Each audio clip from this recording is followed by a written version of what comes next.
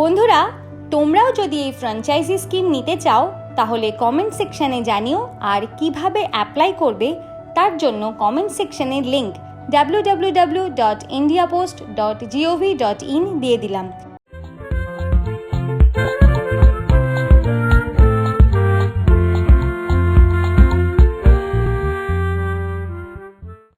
ও পড়ি, এসে গেছিস?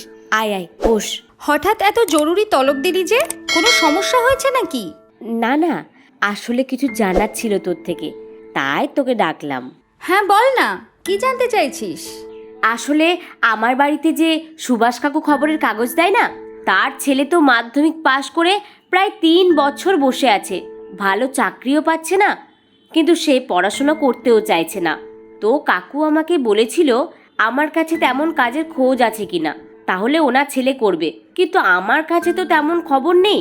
তাই তোকে জিজ্ঞাসা করলাম যদি তুই কোনো সাহায্য করতে পারিস। এরমভাবে কি কাজ বলি বলতো? দাঁড়া, একটু ভাবতে দে।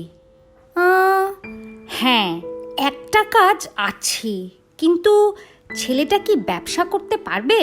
বিজনেস? ও আবার কি ব্যবসা করবে? 10 পাস তো। আরে তাতে কি হয়েছে, ও যদি কিছু টাকা ইনভেস্ট করতে পারে তাহলেই হবে। কি ব্যবসা? ভারত সরকারের পোস্ট অফিসের ফ্র্যাঞ্চাইজির বিজনেস। পোস্ট অফিসে ফ্র্যাঞ্চাইজ বিজনেস? সেটা আবার কেমন ভাবে হয়?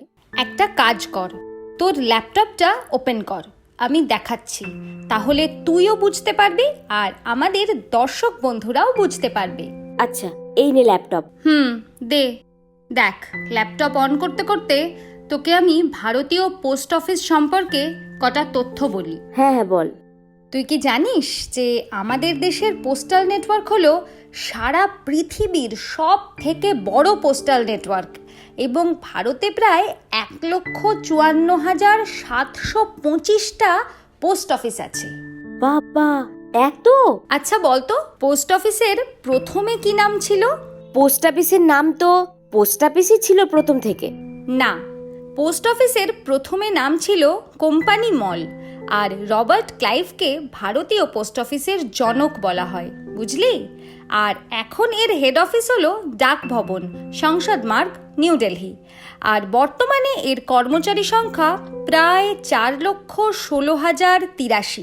এত কিছু তো আমি জানতামই না। আর সব থেকে পুরনো হলো কলকাতার জিপিও, আর সব থেকে বেশি পোস্ট অফিস আছে হিমাচল প্রদেশে। হ্যাঁ, বুঝলাম। এই নে, ল্যাপটপ অন হয়ে গেছে, চল এবার তোকে একদম ওয়েবসাইটে গিয়ে দেখাই, তাহলে বুঝতে সুবিধা হবে। আচ্ছা। প্রথমে গুগলে গিয়ে এই যে সার্চের জায়গা, এখানে পোস্ট অফিস ফ্র্যাঞ্চাইজি লিখে সার্চ করবি। এই দেখ, প্রথমেই ফ্র্যাঞ্চাইজি স্কিম বলে একটা সাইট খুলছে, লিঙ্কটা দেখ, www.indiapost.gov.in। এই যে, এটা হলো পোস্ট অফিসের অফিসিয়াল ওয়েবসাইট। এবার এই লিঙ্কে ক্লিক করতে হবে। দাঁড়া, ক্লিক করি। এই যে দেখ, পোস্ট অফিসের নিজস্ব ওয়েবসাইট খুলে গেল। এবার এখানে বাম পাশে দেখ, ফ্র্যাঞ্চাইজ স্কিম লেখাটা লাল রঙের লেখা আছে, আর ডান পাশে এই স্কিম সম্বন্ধে বেসিক কিছু লেখা আছে। আচ্ছা, তারপর? হ্যাঁ, এখানে পেয়ে যাবি যে ফ্র্যাঞ্চাইজির ক্ষেত্রে কি কি পোস্ট অফিস অফার করছে, যেমন স্ট্যাম্প এবং স্টেশনারি বিক্রয়, বুকিং রেজিস্টার্ড, স্পিড পোস্ট নিবন্ধ, মানি order booking, postal life insurance অর্থাৎ PLI এর এজেন্ট হিসেবে কাজ করা, এবং প্রিমিয়াম সংগ্রহ সহ বিক্রয়োত্তর সেবা প্রদান করা, বিল, ট্যাক্স, জরিমানা সংগ্রহ, অধিদপ্তরের পেমেন্ট পরিষেবার মতো খুচরো পরিষেবা ইত্যাদি। আচ্ছা। ভারতীয় পোস্ট অফিসের এই ফ্র্যাঞ্চাইজ স্কিম দুটো প্রকার, এক হলো ফ্র্যাঞ্চাইজি আউটলেট, আর একটা হলো পোস্টাল এজেন্ট। এবার ফ্র্যাঞ্চাইজি আউটলেটটা হলো সেই সব জায়গার জন্য যেখানে এখনো পোস্ট অফিস খোলা হয়নি কিন্তু ডাক পরিষেবার চাহিদা আছে, আর পোস্টাল এজেন্টের ক্ষেত্রে শহরে আর গ্রামাঞ্চলে পোস্টাল এজেন্টদের মাধ্যমে পোস্টাল স্ট্যাম্প আর স্টেশনারি বিক্রি করা। আচ্ছা, মানে হলো পোস্ট অফিস এই দুই ধরনের ফ্র্যাঞ্চাইজি দেয়, তাই তো? হ্যাঁ, এবার আমি তোকে স্টেপ বাই স্টেপ ল্যাপটপ স্ক্রিনে দেখাচ্ছি। এই দেখ, লাস্টে ক্লিক হিয়ার লেখা আছে লাল কালিতে। ক্লিক হিয়ারে ক্লিক করলে একটা 25 পাতার পিডিএফ ডাউনলোড হবে। এই দেখ, এবার এই পিডিএফটা খুলে প্রথমেই দেখ একদম ওপরে লেখা আছে ফ্র্যাঞ্চাইজ স্কিম। আচ্ছা, তারপর? বলছি। এবার দেখ লেখা আছে ফ্র্যাঞ্চাইজি আউটলেটের ব্যাপারে basic information, basic features of the franchise outlet scheme. এগুলো একটু দেখে নিস সময় মতো। আচ্ছা। এবার দেখ, তারপর লেখা আছে এই ফ্র্যাঞ্চাইজি আউটলেটে মানুষকে কি কি সার্ভিস দেওয়া হবে, একটু গো থ্রু করে নিস। আর কি কি ডকুমেন্টস লাগে? হ্যাঁ, এবার চলে আয় 2.6 নম্বর পয়েন্টে, একটু পড়ে নিস। আচ্ছা, মানে শুধু এই কটা ডকুমেন্টস থাকলেই সে ফ্র্যাঞ্চাইজির আউটলেট পেয়ে যাবে? হ্যাঁ, মোটামুটি পেয়ে যায়, কিন্তু কিছু ক্ষেত্রে প্রেফারেন্স থাকে। এই দেখ, ক্রাইটেরিয়ার নিচেই লেখা আছে preference. Postal pensioners, those able to provide computer facilities, premises, ভালো লোকেশনে অফিস হতে হবে ও প্রপারলি মেনটেইনড হতে হবে, ইত্যাদি। তাহলে ফ্র্যাঞ্চাইজ আউটলেটের কাজটা হলো? হ্যাঁ, এই ফ্র্যাঞ্চাইজি আউটলেট মূলত পোস্ট অফিসের ন্যায় কাজ করে, যেখানে কাউন্টার সার্ভিস। এখানে ডেলিভারি আর ট্রান্সপোর্টের কাজ পোস্ট অফিস নিজেই করে। এখানে stamp, register article, speed post article, money order, e post আর পিএলআই এজেন্ট হিসেবেও কাজ, আরো অনেক কিছু করা যায়। আচ্ছা, পোস্টাল এজেন্টের ক্ষেত্রেও কি সেম? না, পোস্টাল এজেন্টের ক্ষেত্রে নির্দিষ্ট কোনো ব্যক্তি কাজ করে না, এটাকে একটা এজেন্সি হিসেবে কাজ করানো হয়। তাই এর জন্য একটা বড় জায়গার দরকার, আর এখানে স্ট্যাম্প আর স্টেশনারি রিলেটেড সকল জিনিসপত্র বিক্রি করা হয়। দেখ, এই যে পিডিএফ এর 6 নম্বর পেজে এই যে 3 নম্বর পয়েন্টে লেখা আছে পোস্টাল এজেন্টের basic. Only counter services of postal stamps and stationery, including philatelic items, are to be franchised through postal agents. মানে এখানে শুধু পোস্টাল এজেন্টদের মাধ্যমে পোস্ট অফিসের যেসব স্ট্যাম্প আর স্টেশনারি থাকে সেগুলো বিক্রি করা হবে।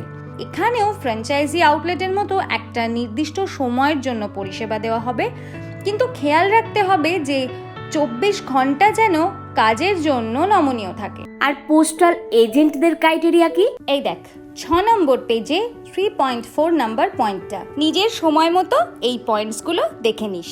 ইনভেস্টমেন্ট কি দুটোতেই সেম? হ্যাঁ, মোটামুটি প্রায় সেম হয়, কিন্তু ফ্র্যাঞ্চাইজি আউটলেটের ক্ষেত্রে ইনভেস্টমেন্টটা একটু কম, কারণ এখানে পোস্ট অফিসের মতোই সার্ভিস দেওয়া হয়। অন্যদিকে পোস্টাল এজেন্টের ক্ষেত্রে ইনভেস্টমেন্ট একটু বেশি লাগে, কারণ এখানে স্টেশনারি আর পোস্ট অফিস রিলেটেড সব রকম প্রোডাক্ট কিনতে হয়।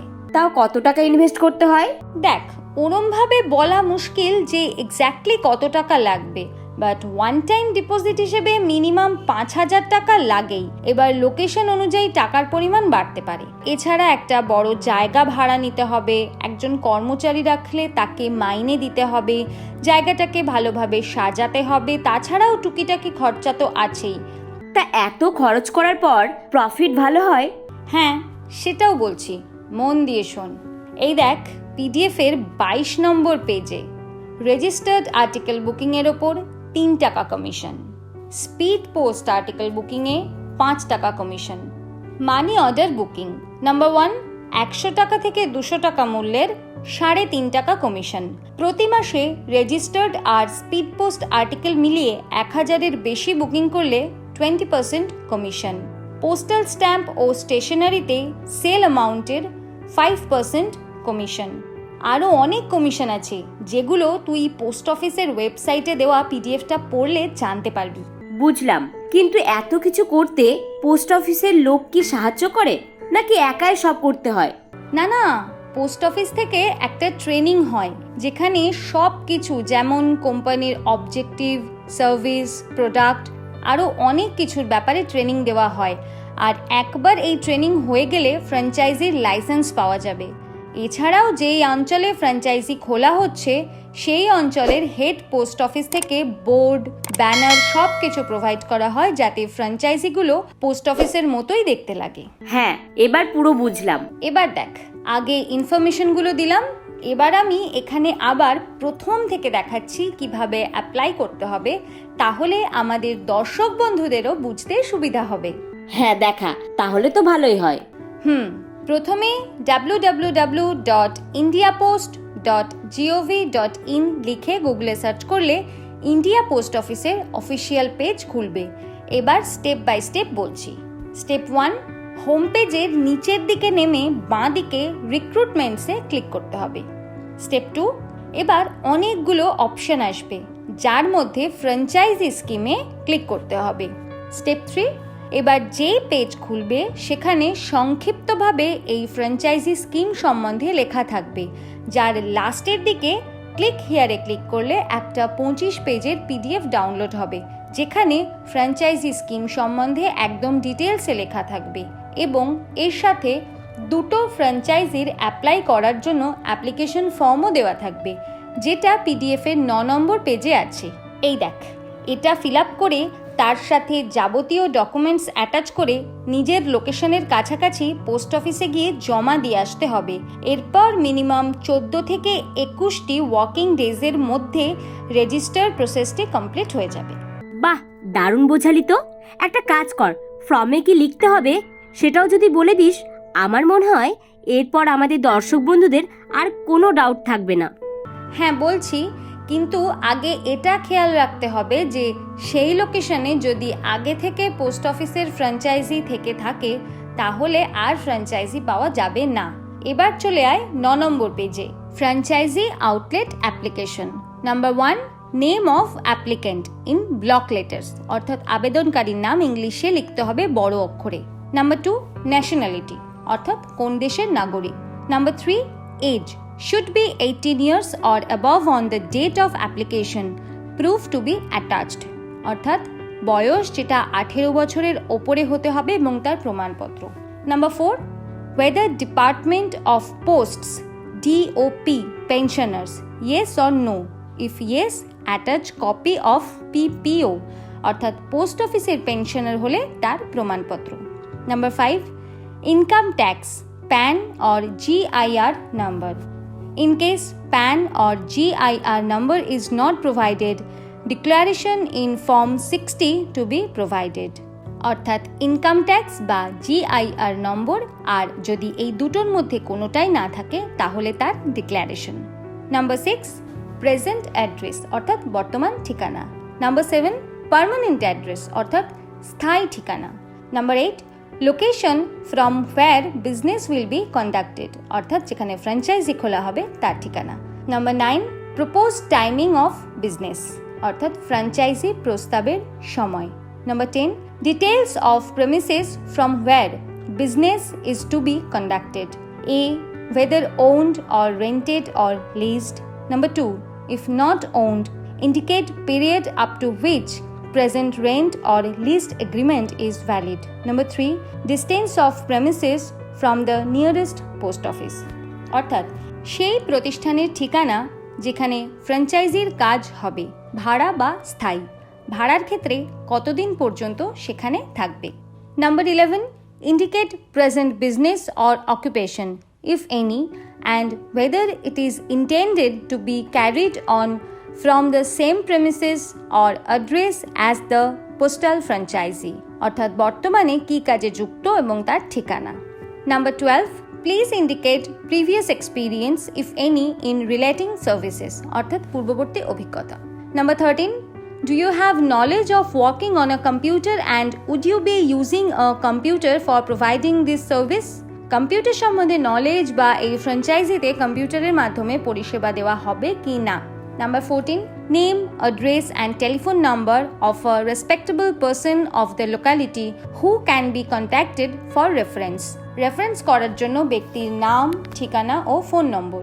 Number 15, please indicate if business plan has been enclosed.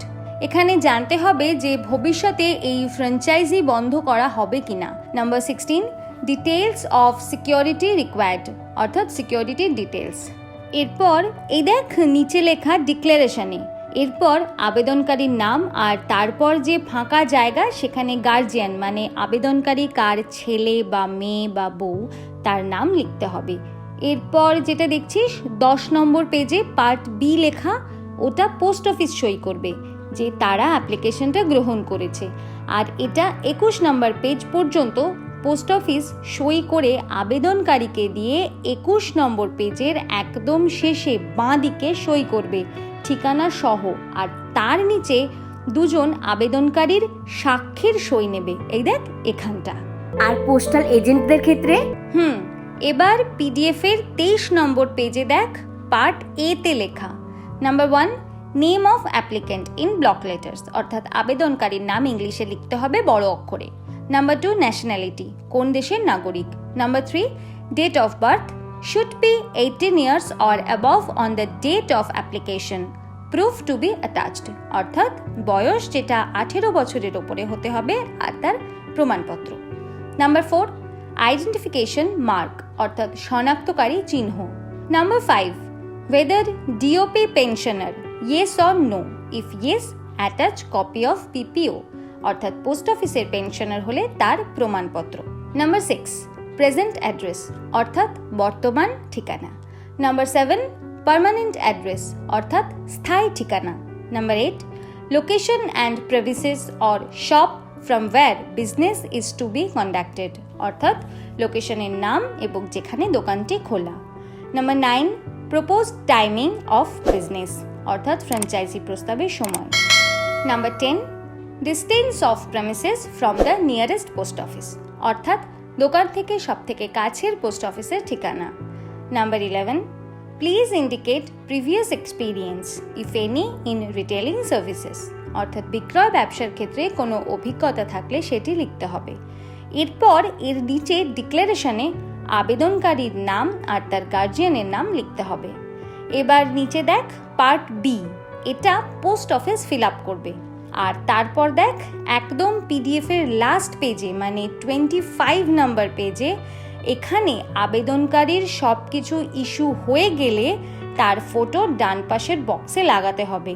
R identity card number অর্থাৎ পরিচয়পত্র number, postal agent licence number অর্থাৎ ডাক agent licence number, location or area of activity অর্থাৎ অবস্থান বা কার্যকলাপের এলাকা, নেম অর্থাৎ নাম, অ্যাড্রেস অর্থাৎ ঠিকানা, ডেট অফ বার্থ মানে জন্ম তারিখ, আইডেন্টিফিকেশন মার্ক অর্থাৎ শনাক্তকারী চিহ্ন, ডেট অফ ইস্যু অর্থাৎ প্রদানের তারিখ, ভ্যালিডিটি এক্সপায়ার্স অন অর্থাৎ বৈধতার মেয়াদ কবে শেষ হবে, complete address of link post office, link post অফিসের সম্পূর্ণ ঠিকানা, আর নিচে বাঁ দিকে আবেদনকারীর সই আর ডান দিকে ডিভিশন হেডের সই। আচ্ছা বুঝেছি। শুধু তুই বুঝলে তো হবে না, আমাদের দর্শক বন্ধুদেরও বুঝতে হবে। বন্ধুরা, তোমরাও যদি এই ফ্র্যাঞ্চাইজি স্কিম নিতে চাও তাহলে কমেন্ট সেকশনে জানিও, আর কিভাবে অ্যাপ্লাই করবে তার জন্য কমেন্ট সেকশনের লিঙ্ক www.indiapost.gov.in দিয়ে দিলাম, যেটা ক্লিক করে তোমরা ডাইরেক্ট ইন্ডিয়া পোস্টের অফিসিয়াল পেজে যেতে পারবে। আর ভিডিওটা ভালো লাগলে লাইক, কমেন্ট আর সাবস্ক্রাইব করে রেখো আমাদের ইউটিউব চ্যানেল, আর তার সাথে বেল আইকনটা ক্লিক করে রেখো, তাহলে আমাদের নতুন নতুন ভিডিওগুলি সবার আগে দেখতে পাবে। আজ তাহলে আসি, টাটা। কি ভালো লাগলো? ভারতে অপ্রচলিত চাকরির ধরন সম্পর্কে এই ভিডিওটি দেখার জন্য আপনাকে ধন্যবাদ। আমি আশা করি আপনার এই ভিডিওটা তথ্যপূর্ণ এবং অন্তর্দৃষ্টিপূর্ণ মনে হয়েছে।